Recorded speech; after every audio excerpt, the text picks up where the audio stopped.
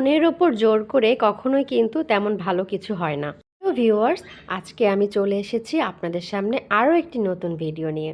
দেখুন, আমাদের Mehedi Hasan heart and soul try করছে রোজের সাথে সালসার বাচ্চাদের খুব সুন্দর একটা বন্ডিং তৈরি করার জন্য, কিন্তু কোনোভাবেই সেটা হচ্ছে না। রোজ কোনোভাবেই মেনে নেবে না।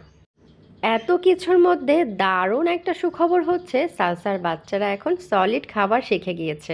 মানে তারা কিন্তু মায়ের দুধের পাশাপাশি মাছ এবং মাংস খাচ্ছে। আপনাদের প্রশ্ন হতে পারে, বিড়ালের বাচ্চা কতদিন পর মাছ এবং মাংস খাওয়া শিখে? বিড়ালের বাচ্চারা সাধারণত 21 দিনের পর থেকে মাছ এবং মাংস খাওয়া শুরু করে। তবে আমি কিন্তু 21 দিন না, আরও একটু দেরি করে ওদেরকে মাছ এবং মাংস সামনে দিই এবং ওদেরকে এগুলো খাওয়াতে অভ্যস্ত করি। কারণ আপনি যদি ওদের বয়স যখন 1 মাস তখন থেকে যদি মাছ এবং মাংস খাওয়া শুরু করেন, তাহলে কিন্তু ওদের হজম শক্তি অনেক সুন্দর হবে, একেবারেই বয়স অনুযায়ী, যেটা কিনা বলে পারফেক্ট।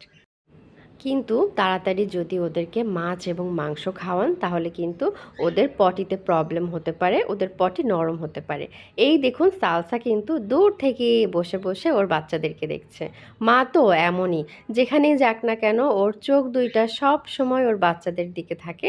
মাশাল্লাহ মাশাল্লাহ, ওদেরকে দেখেই কিন্তু আমার সারাটা দিন যে কিভাবে কেটে যায় আমি নিজেও বুঝতে পারি না। আলহামদুলিল্লাহ, ওরা থাকার কারণে আমি অনেক ভালো আছি, অনেক অনেক অনেক ভালো আছি।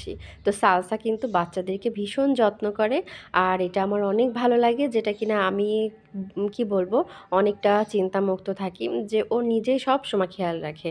যদি খাটের নিচে চলে যায় বা যেখানে চিপায় চাপায় বাচ্চারা যেখানেই যাক না কেন, সালসা কিন্তু ওখানে যে আমাকে সিগন্যাল দেয়, খুব সুন্দর করে করে সাউন্ড করে আমাকে বুঝিয়ে দেয় ওর বাচ্চা এখানে আটকা পড়ছে বা ওর বাচ্চা এখানে আছে। যার কারণে আমার কিন্তু বাচ্চাদেরকে সেখান থেকে রেস্কিউ করতে বা বাচ্চা খুঁজে পেতে আমার ভীষণ উপকার হয়। সালসা অনেক লক্ষ্মী।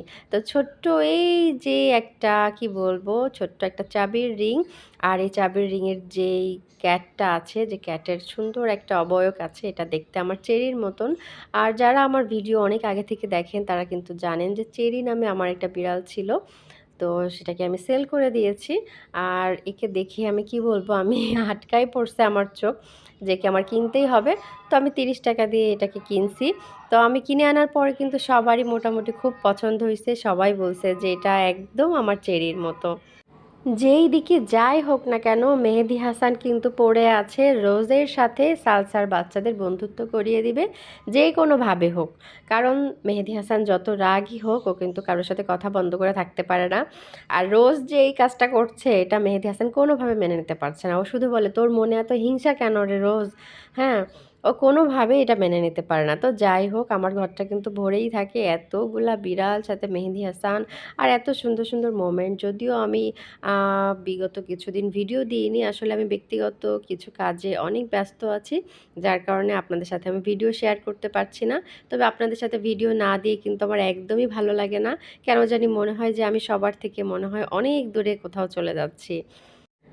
আমার এই বাচ্চাদের জন্য কিন্তু আপনারা অবশ্যই দোয়া করবেন এবং আমার ভিডিওর সাথেই থাকবেন। কারণ আপনারা যখন আমার ভিডিওতে লাইক করেন, কমেন্ট করেন, আমার কিন্তু অনেক ভালো লাগে। তো আজকে আপনাদের সাথে আরও একটি সুন্দর বিষয় শেয়ার করব। সেটা হচ্ছে, যখন আমি নামাজ পড়ি, আমার এক পাশে থাকে রোজ আর আমার আরেক পাশে থাকে সালসা। আর সালসার বাচ্চারা থাকে আমার কোলের ভেতরে। তো এটা অনেক ভালো লাগে, কারণ ওরা পবিত্র প্রাণী। তো নামাজের আশেপাশে আসলে বা জায়নামাজে আসলে তেমন কোনো সমস্যা হয় না। আর কি বলবো, ওদেরকে ছাড়া তো আমি থাকতে পারি না। তো নামাজের সময়ও যখন ওরা আমার সাথে থাকে, আমার ভীষণ ভালো লাগে। শুধু আমি না, মেহেদি হাসান যখন নামাজ পড়ে, আমার শাশুড়ি যখন নামাজ পড়ে, ওরা কিন্তু সেম এই কাজটাই করে।